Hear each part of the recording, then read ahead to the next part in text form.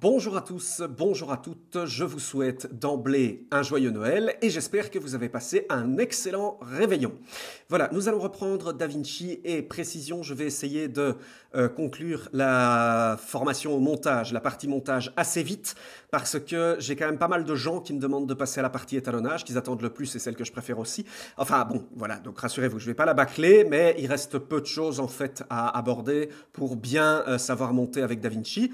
Donc en l'occurrence, d'ailleurs ici, si vous avez suivi mes tutos jusqu'ici, vous savez déjà, à proprement parler, vous savez déjà monter une séquence. Vous savez déjà positionner vos plans, couper, bien trimer à l'image près, etc. Séparer vos pistes audio, vos pistes vidéo. Ce qui nous manque en fait, déjà, c'est la possibilité de ralentir ou accélérer vos plans, modifier la vitesse de vos plans, voire les mettre en vitesse inversée, hein, les rembobiner si vous voulez.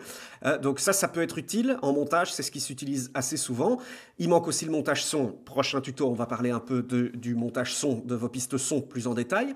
Alors, donc comme je vous l'ai dit, il peut arriver dans un montage, c'est assez fréquent qu'on ait besoin de ralentir, accélérer un plan. Si vous avez vu Act, le film final sur ma chaîne, donc vous avez vu qu'il y a un plan ici, le dernier plan avant Cornelia ne tire, qui est ralenti. Hein, il est légèrement ralenti, avec une bonne qualité vidéo. Donc vous pouvez voir ici, en fait, c'est l'indication, vous pouvez voir ici sur le plan, en dessous, il y a en fait une petite horloge. Une horloge avec une aiguille. Cette horloge vous indique que ce plan a subi un effet temporel. On va aborder ça. La première chose, pour introduire ce sujet-là, ce que je voudrais faire justement, c'est revenir rapidement sur le montage par les viewers pour vous montrer une petite fonction ou deux qu'on n'a pas encore vues. En l'occurrence, je vais supprimer ce plan, on va parler notamment du montage à 4 points. Alors, ce que vous faites ici, et ce qu'on a fait depuis le début, c'est un montage à 3 points. À savoir, on sélectionne un point d'entrée I, un point de sortie O sur la timeline, pour sélectionner donc un point de sortie, et on applique donc on insère le plan, on le positionne sur la timeline à partir de la tête de lecture. La tête de lecture, c'est le point d'entrée sur la timeline. Alors, ce que vous pouvez faire aussi, évidemment, c'est supprimer un point d'entrée, Alt-I, ou supprimer un point de sortie, Alt-O, ou supprimer les deux avec Alt-X. Ça, je ne vous l'avais pas dit, je crois. Alors donc, en fait, ce que je ne vous ai pas montré, il est également possible de faire des points in et des points out dans la timeline. Alors, regardez, pour ça, je vais me positionner ici, je vais faire un point I. Voilà, je vais mettre ici, à la sortie de notre vide, je vais faire un point O. Voilà. Et vous pouvez voir donc qu'à ce moment-là, en fait, ce qu'on pourra faire, c'est un montage à 4 points. On a ici 2 points également. Alors, je vais déjà attirer votre attention sur un petit détail. Si je zoome ici, regardez, faites attention. Il n'a pas mis le point de sortie pile avant l'entrée du plan, mais il a pris une image du plan entrant. Donc là-dessus, il faut toujours faire attention parce que vous allez probablement prendre une partie de plan que vous ne voulez pas. Donc alors, il y a une solution, en fait, regardez, je vais vous montrer ça tout de suite. Même raccourci pour la timeline, donc je vais faire un Alt-X pour effacer les points d'entrée, points de sortie sur la timeline. Et vous pouvez voir qu'en fait, qu'est-ce qui se passe ici si je me mets sur un plan et que je fais un X. Voilà, vous pouvez voir que raccourci, en fait, Resolve va directement appliquer le in et le out sur le plan en question. Je vais effacer, Alt-X, ça fonctionne aussi pour une sélection de plans. Si je sélectionne ceci par exemple, que je mets la tête de lecture ici et que je fais un X, vous pouvez voir que Resolve automatiquement applique un point in, un point out autour des plans que j'ai sélectionnés. Voyez? Et ça fonctionne très bien parce que du coup, vous ne risquez pas d'avoir une image en plus ou une image en moins. Voilà, je vais encore faire un Alt-X. Donc ce que vous allez peut-être vous poser comme question, à quoi ça peut servir? Eh bien par exemple, un exemple typique. Je vais sélectionner ici mon vide. Et ce que vous pouvez avoir envie de faire, justement, par exemple, avec vos points in et vos points out dans le visualiseur source, c'est ajouter un plan, non pas à partir du point d'entrée, mais à partir du point de sortie. C'est ça qui va devenir intéressant. Si maintenant je positionne ma tête de lecture ici au point de sortie, et que je positionne bien ici également ma tête de lecture au point de sortie sur le plan que j'ai sélectionné, et que je fais donc un F10 pour overwrite. Vous pouvez voir qu'il a positionné au point d'entrée. Pourquoi est-ce qu'il a positionné au point d'entrée? Parce que j'ai un point d'entrée, en fait, dans mon montage. Donc, c'est toujours le point d'entrée qui prime sur le point de sortie. Donc, en fait, ce qu'il suffit de faire, eh ben, c'est très simple. Je vais me remettre ma tête de lecture en bout. Ici, qu'est-ce que je dois faire? Eh ben, je dois simplement, Alt-I, effacer mon point d'entrée. Et vous allez voir que maintenant, si je refais un F10, tac, j'ai positionné mon plan à partir du point de sortie. Voilà, vous voyez, donc ça peut être très utile. Il vous suffit à ce moment-là de mettre votre point in, là où vous voulez que commence le plan, et vous pouvez à ce moment-là directement, regardez, je vais le refaire pour que vous voyez bien, je vais par exemple positionner mon point in ici, et donc je n'ai pas de point d'entrée dans mon plan entrant, je fais un F10, et donc j'ai bien positionné mon plan à partir du point de sortie. Je veux que le plan que je positionne sorte à partir de ce point-là. ce qui peut vous être utile dans certains cas. Alors maintenant, comment est-ce que je peux faire un montage à 4 points? Eh bien donc, vous avez vu tout à l'heure que si je positionne 2 points, je vais resélectionner ma zone, vous avez vu que si je place 2 points, je vais le placer par exemple ici, systématiquement c'est le point d'entrée. Je peux faire un override tant que je veux, vous voyez que c'est le point d'entrée qui prime. Donc comment est-ce que je peux faire maintenant un 4 points? La durée que j'ai ici de mon montage, vous voyez, regardez, on peut voir ici sur les timecodes, la durée que j'ai ici, le vide de mon montage, donc fait 7 secondes 24 images, alors que mon plan il fait 6 secondes 23 images. Donc comment faire maintenant un montage à 4 points? Eh bien à ce moment-là, on va utiliser la fonction le fit to fill. Regardez ce qui se passe ici maintenant si je place un fit to fill. Tac. Vous pouvez voir que mon plan en fait s'est adapté. Point in et point out ici, respecté. Et en fait, qu'est-ce qu'il a fait pour adapter à la durée du vide que j'avais préalablement sélectionné? Eh bien, il a, vous voyez, regardez, on a ici l'horloge. Il a ralenti le plan. Le plan a été ralenti. Légèrement. Ici, le ralenti ne se voit pas beaucoup parce que c'était pas beaucoup plus long. Mais voilà, vous voyez, donc, c'est ce qu'on appelle le fit to fill. Et en fait, je vais vous montrer que Alt X, vous n'avez même pas besoin de rentrer un point in et un point out quand il s'agit évidemment d'un vide. Si je prends ici, je vais prendre une plage plus petite, in et out, pour que ce soit un petit peu plus visible. Et en fait, vous allez voir que si vous avez un vide, et que je fais un fit to fill, tac, voilà, vous voyez, il a directement adapté le plan en le ralentissant. Ici, vous pouvez voir que le plan est fortement ralenti, en le ralentissant au vide qu'il y avait entre mes deux plans. Voilà, donc c'est une fonction qui peut être utile, c'est le fit to fill, et ça vous permet déjà de combler certains vides en adaptant la vitesse de votre image à ce vide, si vous voulez exploiter uniquement ce plan-là. Donc bon, ça peut être utile. Maintenant, ce qui est plus intéressant, je vais repositionner mon plan, ce qui est plus intéressant de faire évidemment, c'est d'utiliser un ralenti personnalisé, que vous personnalisez la vitesse, que vous indiquez peut-être une partie du plan qui ralentit, l'autre qui accélère, etc. Ça peut être ce que vous voulez faire aussi. Et donc pour ça, on va voir maintenant la resynchronisation. Pour ça, je vais sélectionner mon plan et je vais faire un CTRL R. Alors vous pouvez voir ici qu'il y a une barre bleue qui est apparue au-dessus avec des flèches. Et vous pouvez voir donc qu'il indique Speed Change. Je vais zoomer sur le plan pour qu'on voit mieux. Il indique Speed Change et vous avez regardé une petite zone ici qui est apparue et qui est à 100%. Si je prends ici ma flèche, regardez, il y a un menu qui arrive en dessous.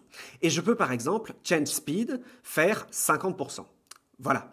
Et vous pouvez voir donc que mon plan a ralenti à 50%. Alors, il indique, donc vous voyez ici, que le plan est ralenti parce que lorsque vous avez, regardez, je vais faire un CTRL Z, lorsque vous avez une vitesse normale, vous avez des flèches bleues écartées de tel pourcent. Si maintenant on ralentit, eh bien on a donc des flèches oranges. C'est comme ça qu'il vous indique que le plan est accéléré ou ralenti. Maintenant, je vais justement l'accélérer. Je vais faire Change Speed et je vais faire par exemple 150%. Voilà, vous pouvez voir que dans ce cas, les flèches bleues, je vais faire un CTRL plus pour qu'on voit mieux. Voilà, vous pouvez voir que dans ce cas, les flèches bleues donc, deviennent plus rapprochées. Alors, vous pouvez tout à fait également personnaliser, ralentir ou accélérer à la main. C'est-à-dire, regardez ce qui se passe si je prends mon plan ici. Attention, prenez bien sur la barre, pas sur la vignette. Vous voyez que quand je suis avec la vignette, j'ai mon outil trim qui apparaît, mon outil roll, comme on l'était avant. Mais si je monte au-dessus, vous voyez qu'on a ici deux flèches qui apparaissent. Si je clique et que j'étends, regardez, hop, voilà. Vous voyez, il a accéléré, donc il a décéléré, décéléré, décéléré. Hop, il passe à moins de 100%. Et donc là, on peut voir que les barres oranges, les flèches oranges apparaissent, etc. Et il ralentit, il ralentit, il ralentit, il ralentit. Voilà. Et donc, vous pouvez comme ça personnaliser la vitesse de votre plan. Voilà. Là, j'ai accéléré, en l'occurrence. Vous voyez, j'accélère encore en le baissant. Et hop, si j'arrive ici, donc, j'ai ralenti au point de remplir tout mon espace. Et ce n'est pas tout. Vous pouvez combiner, en fait, cet outil avec l'outil de roll. Regardez ce qui se passe si, par exemple, je prends ici mon plan avec la barre de resynchronisation et que je l'étends. Vous pouvez voir que par défaut, voilà, je ralentis mon plan ici et j'écrase le plan suivant parce que je suis avec mon outil sélection. Je vais faire un CTRL Z. Et regardez maintenant ce qui se passe si je prends l'outil trim. Regardez, hop. Ah, vous voyez de nouveau, outil trim. Cette fois-ci, je fais la même chose, je ralentis ce plan-ci, mais ce plan-ci n'est pas rogné. Je ne l'écrase pas, je ne suis pas en roll, je suis en ripple. Il est en train de les pousser et de conserver toute la durée de ce plan. Alors, on va voir quelques options un petit peu plus poussées. Je vais... Déjà, première fonction qu'on n'a pas encore vue dans le menu, vous avez une petite fonction Reset to 100% si vous voulez revenir à une vitesse normale. Donc là, je suis revenu à mon 100% de vitesse, comme vous le voyez.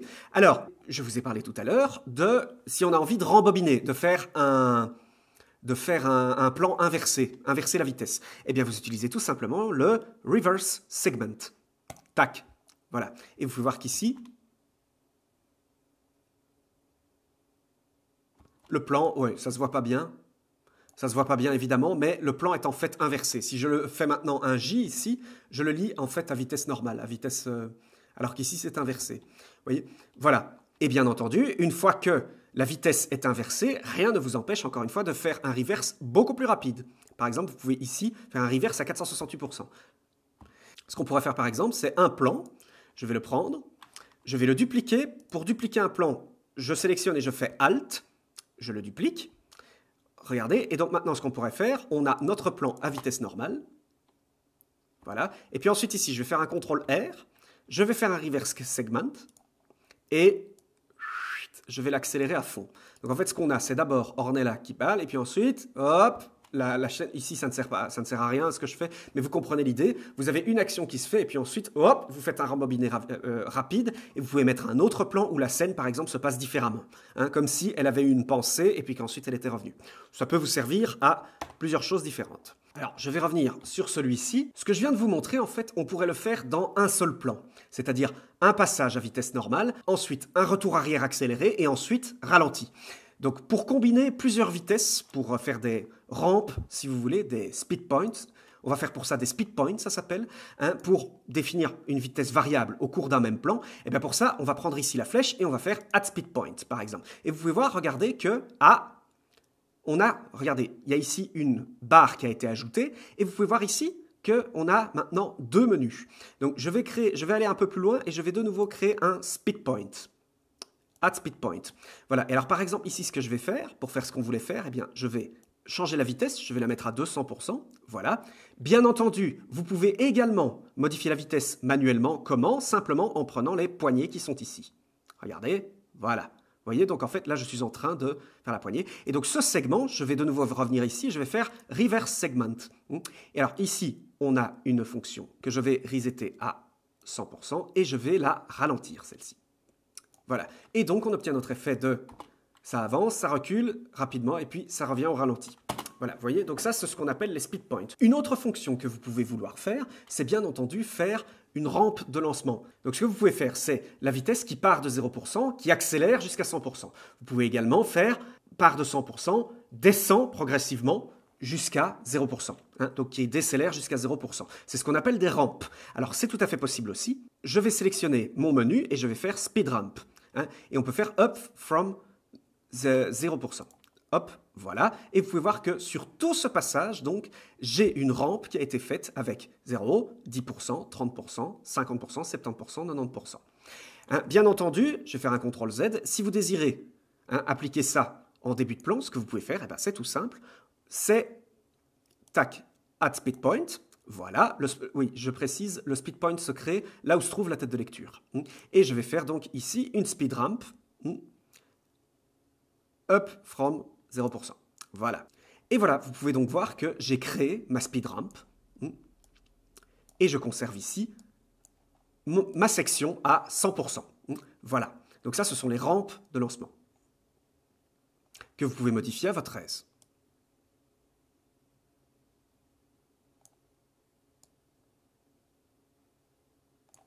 Voilà.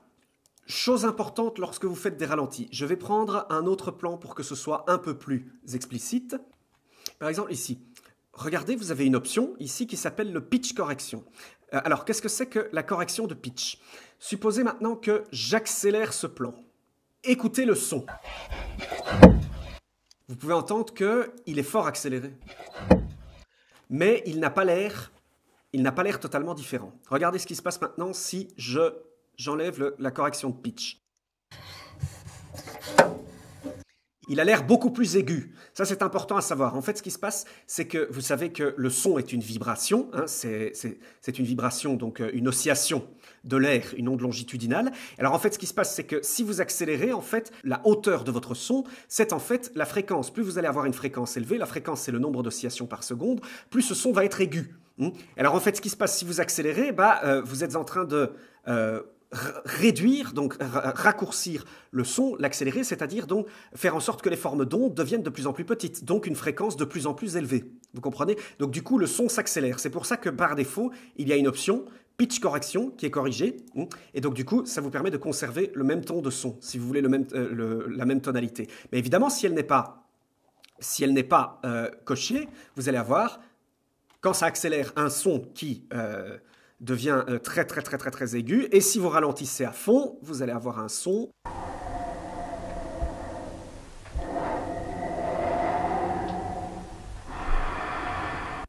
grave. Si je remets la correction de pitch, écoutez.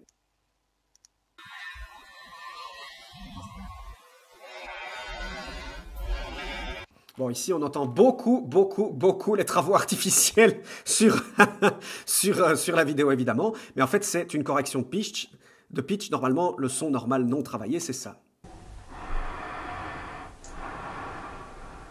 Voilà. Donc, vous voyez, donc à savoir, donc si vous voulez utiliser un ralenti ou une accélération légère, pour être sûr que le son reste bien le même, pensez à cocher la correction de pitch. Il y a une chose dont je dois vous parler, c'est si vous faites des ralentis. Je vais ralentir ce plan, pas qu'un peu, je vais le faire beaucoup. Regardez l'image.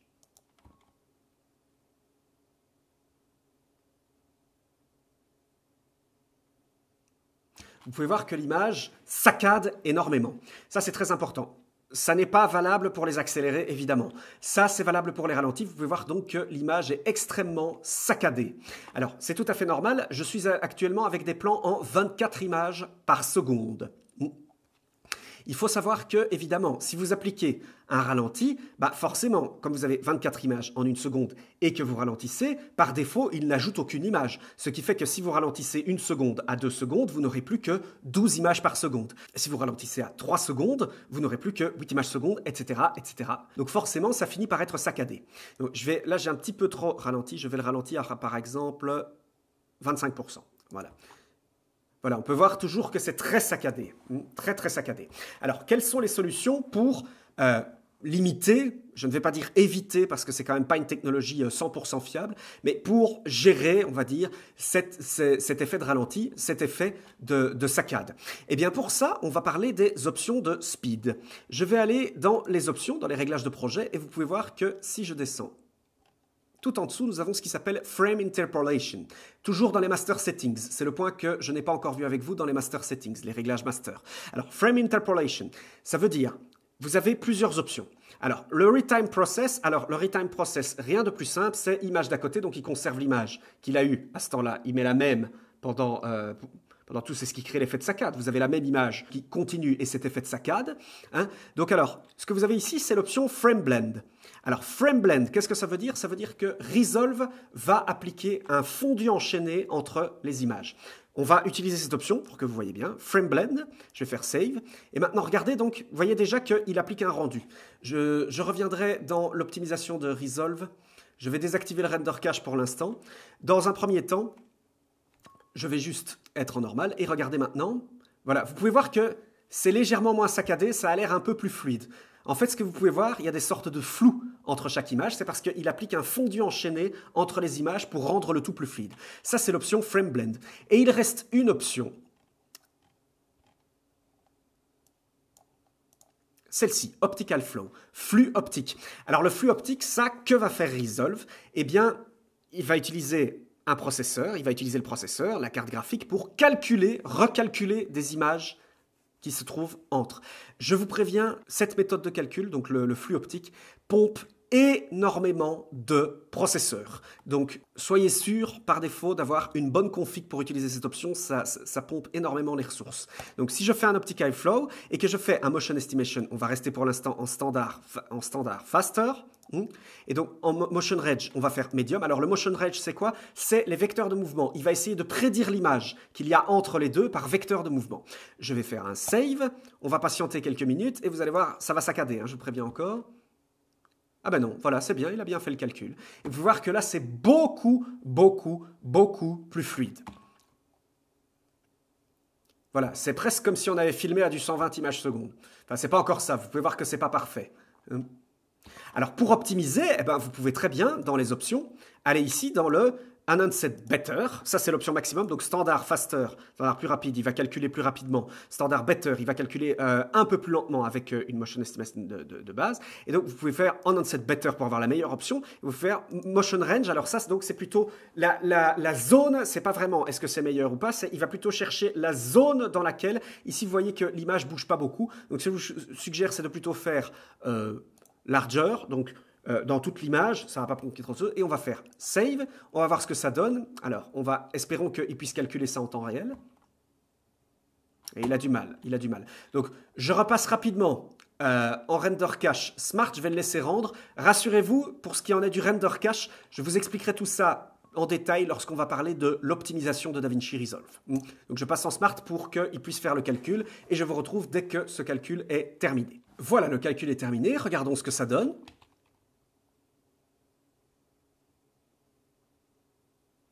C'est mieux.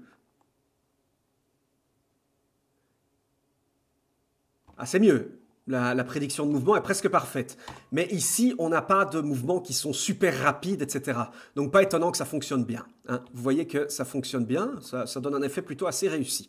Voilà. Donc, tout de même, à utiliser avec prudence parce que cette technologie n'est pas fiable à 100%, je vous le dis. Donc, si vous n'avez pas tourné en 120 ou en 240 images secondes, ne vous dites pas « ouais, c'est pas grave, je vais faire du flux optique ». Préférez toujours le 120 ou 240 images secondes.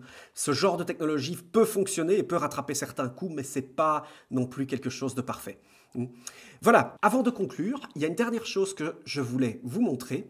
En l'occurrence, si je prends un autre plan et que je le mets sur la timeline et que j'applique, je vais prendre et faire un CTRL R, et que j'applique donc un ralenti. Voilà, alors vous allez voir tout de suite, voilà, vous voyez, il refait un rendu. Pourquoi?